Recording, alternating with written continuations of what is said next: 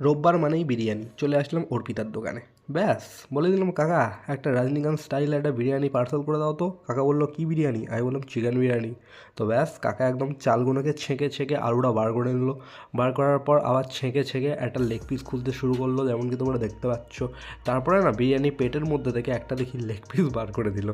তো দেখো তোমরা লেগ পিসটা, গাইস লেগ পিসটা দেখে আমি একটুখানি কাইন্ড অফ অবাক হয়ে গেলাম, কারণ লেগ পিসটা বেশ ভালোই লম্বা ছিল। ঠিক আছে, তো আর কি, বাড়ি নিয়ে চলে আসলাম। চলে আসার পর কি করলাম দেখো দেখো, পাতের মধ্যে ঢেলে নিলাম। ঢালার পর খাওয়া স্টার্ট করলাম। যখন আমি ভিডিওটা বানাচ্ছি এতক্ষণে আমার খাওয়া হয়ে গেছে, বুঝতে পেরেছো তো। তো বিরিয়ানিটা যখন আমি টেস্ট করলাম, মোটামুটি না খারাপ লাগলো না।